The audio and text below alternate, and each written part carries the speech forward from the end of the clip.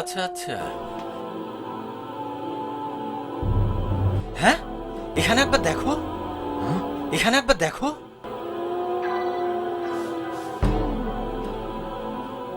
আহা, লোকটি মারা গেছে।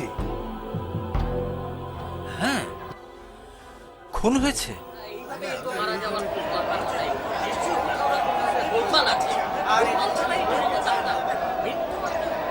আমার মনে হয় টাকার জন্য তাকে খুন করা হয়েছে।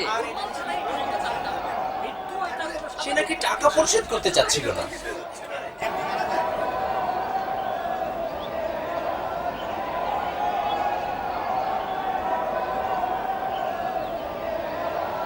সবাই থামুন। আপনাদের মধ্যে কে তাকে চিনতে পেরেছেন? আমি পেরেছি, আমি নিশ্চিত তাকে হত্যা করা হয়েছে। তাহলে এখন আমাদেরকে যেটা করতে হবে সেটা হচ্ছে প্রকৃত হত্যাকারীকে খুঁজে বের করা। তা প্রকৃত হত্যাকারীকে কিভাবে বের করা হবে? সম্ভবত এ ব্যাপারে আমরা মুসার কাছে সমাধান চাইতে পারি।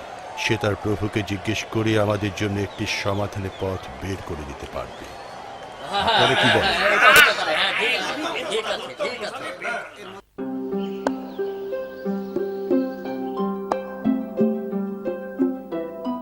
তোমার কাজে আল্লাহ তোমায় সাহায্য করুন। আমি শুধু শুধু এতদিন ধরে আমার হারিয়ে যাওয়া গাভীটাকে খুঁজছি। তোমার পিতা যেমন আল্লাহর উপর ভরসা করে গাভীটাকে খোলা মাঠে ছেড়ে এসেছিলেন, তুমিও তেমনি আল্লাহর উপর ভরসা রাখো, দেখবে একদিন ঠিকই পেয়ে যাবে। যাই, পরে দেখা হবে মা। আম্মু বলেছে আল্লাহ ভরসা।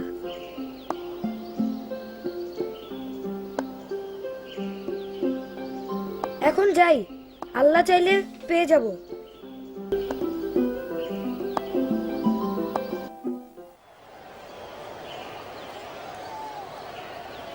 ওই তো মুসার সহচর। হ্যাঁ হ্যাঁ, সেই তো মুসার সঙ্গে কথাবার্তা চালিয়ে যাচ্ছে। এদিকে আসো, আমাকে বলো মুসা তোমাকে কি পরামর্শ দিয়েছে?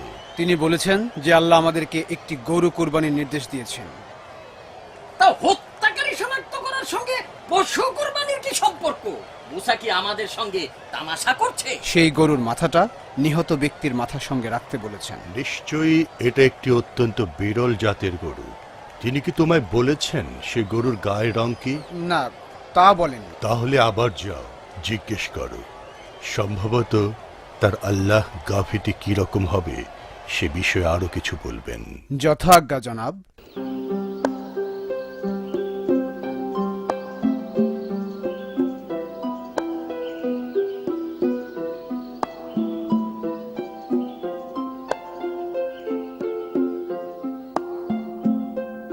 হে আল্লাহ, তুমি আমাকে গাভীটি ফিরিয়ে দাও।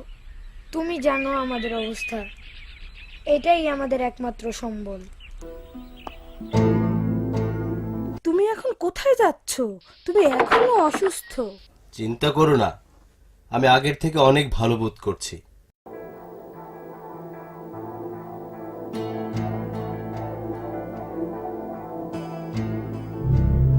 আমিও তোমার সঙ্গে যাব আব্বু। না, তুমি ভেবো না বাবা, আমার বেশি দেরি হবে না। সামান্য কিছু কাজ আছে, সেটা সেরে জলদি চলে আসবো।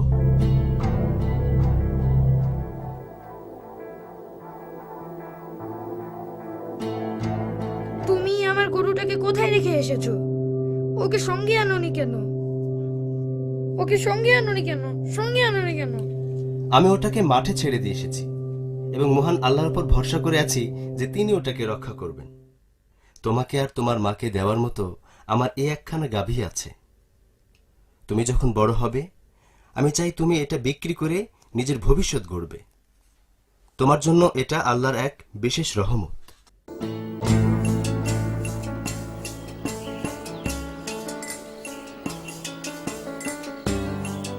মুসার আল্লাহ তাকে জানিয়েছেন গাভীটি কিরকম হবে। তাহলে বলে ভালো কি রকম হবে সেটি। তিনি বলেছেন যে গাভীটি হবে একেবারে আনকোরা নতুন এবং এটা কখনো কোনো বাচ্চা প্রসব করেনি। তাকে দিয়ে কোনো কাজও করানো হয়নি। সেটা কিভাবে বুঝবো? সব গাভী তো একই রকম। তাহলে অন্তত এটা জানো যে তার গায়ের রং কি হবে, যাতে আমরা তাকে অন্য গাভীর সঙ্গে মিলিয়ে না ফেলি।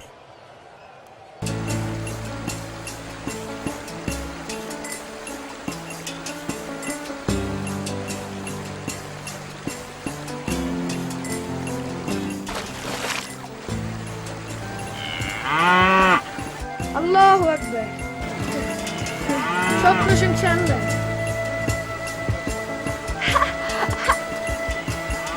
সব প্রশংসা আল্লাহ।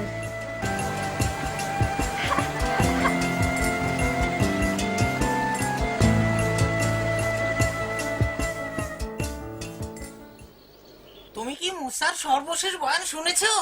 ওটা নাকি হলুদ গাভী। হ্যাঁ হলুদ, উজ্জ্বল হলুদ। আসল উদ্দেশ্য গাভীর মালিককে দুটো পয়সা পাইয়ে দেয়া, বুঝলে না? যথেষ্ট হয়েছে। মুসা আমাদের সঙ্গে তামাশা করছে। হত্যাকারী শনাক্ত করার জন্য গরু জবাই করতে হবে, এমন শর্ত শুনেই আমি বুঝে ফেলেছিলাম যে তামাশা কেবল শুরু। ব্যাপারটা অদ্ভুত।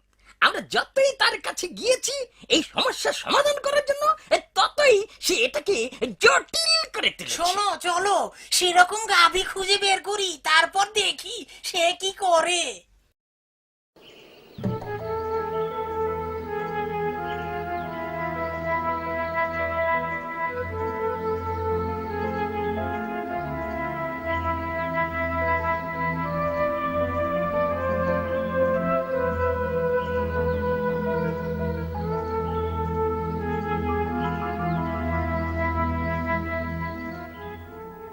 بسم الله الرحمن الرحيم قالوا ادع لنا ربك يبين لنا ما هي إن البقرة تشابه علينا وإنا إن شاء الله لمهتدون صدق الله العظيم বিসমিল্লাহির রহমানির রহিম। তারা বলে যে, তুমি তোমার প্রভুর নিকট প্রার্থনা করতে থাকো যতক্ষণ না তিনি আমাদের নিকট পরিষ্কার করেন যে সেটি কেমন গাভী। যেহেতু সব গাভী একই রকম এবং আল্লাহ যদি ইচ্ছা করেন আমাদেরকে সঠিক পথে পরিচালিত করবেন। নিশ্চয় আল্লাহ যা বলেছেন সত্য বলেছেন।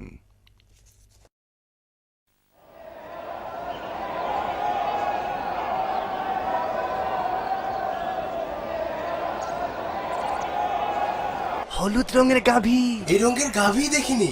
এই রকম গাভী খুব একটা আছে বলে আমার তো মনে হয় না। মুসা বলেছেন যে আল্লাহ তাকে জানিয়েছেন ওই গাভী দিয়ে কখনো চাষাবাদ করা হয়নি এবং এটা অত্যন্ত উন্নত স্বভাবের গাভী, যার গায়ে কোনোদিন কিঞ্চিত আঘাত করা হয়নি। বোঝাই যাচ্ছে তেমন গাভী বিরল। তাহলে চলুন আমরা শীঘ্রই তেমন গাভীর সন্ধান শুরু করি। এই মুহূর্ত থেকে শুরু করুন।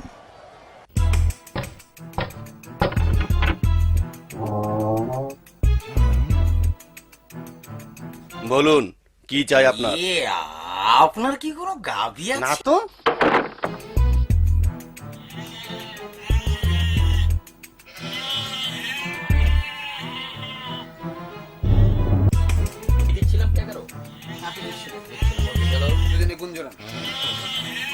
স্বাগতম স্বাগতম। তোমার সংবাদ নিয়ে এলেন কি? হ্যাঁ, তেমন একটি গাভী পেয়েছি, কিন্তু এর মালিক এর জন্য অনেক বেশি মূল্য চাচ্ছে। যদিও সে ছোট্ট একটি বালক, কিন্তু ভীষণ রকম একগুঁয়ে। আমরা তাকে আমাদের বিপদের সুযোগ নিতে দিব না।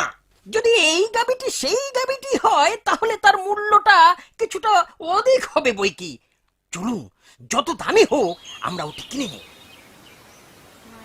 স্বাগতম আবারও। আমরা দেখছি যে গাভীটির অনেক চড়া মূল্য চেয়ে তুমি খামাখা আমাদের কাজে বিলম্ব ঘটাচ্ছ। আমি গাভী বিক্রি করব না, কিন্তু আপনারাই তো বারবার আমার কাছে আসছেন, আবার আপনারাই এর দাম কমাচ্ছেন।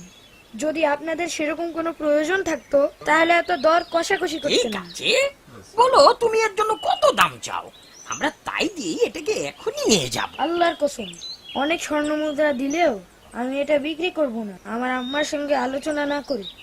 কিন্তু মায়ের সঙ্গে আলোচনার নাম করে তুমি আমাদের ঠকাবে না তো? ঠিক আছে ঠিক আছে, চলো আমরাও তাহলে তোমার সঙ্গে যাব। সকল প্রশংসা আল্লাহর। এই নাও সেই টাকা যা তুমি চেয়েছিলে, অনেকগুলো স্বর্ণ মুদ্রা। শুকরিয়া আল্লাহর। আপনাকে ধন্যবাদ। চলো চলো চলো যাই, চলো যাই।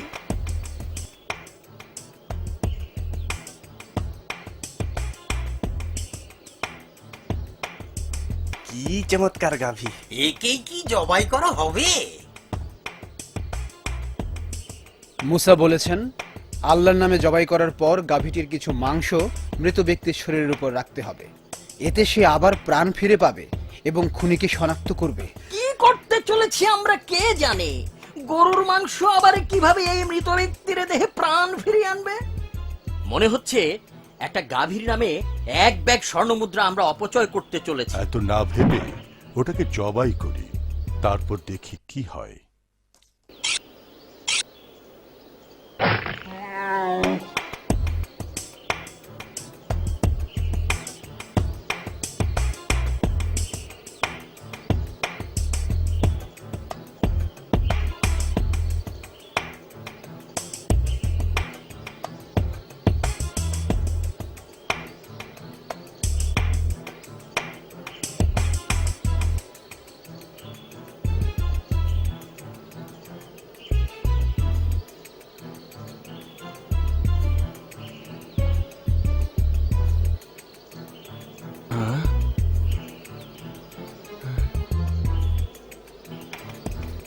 হ্যাঁ, আল্লাহু আকবার।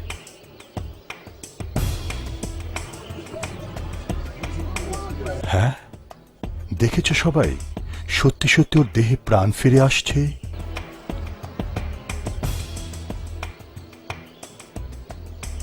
ওই লোকটি আমার খুনি। সে আমার সঙ্গে বিশ্বাসঘাতকতা করেছে। সে আমার হত্যাকারী। না না না, ও মিথ্যা বলছে। সঠিক কথা আমাকে বলেছো। মাফ করে দাও। লোকটির আমি দিকে খুন প্রাণ করিনি। ফিরে ও আসলো, মিথ্যা বলছে। তার খুনিকে শনাক্ত করলো। আল্লাহর বিচার কাকে বলে? তার উপর অভিশাপ, তার উপর অভিশাপ। এবার আমরা তাকে চরম শাস্তি দেব। ধ্বংস হোক সে। ভাবতেও ছাড়ে না। একবারে উচিত আল্লাহু আকবার।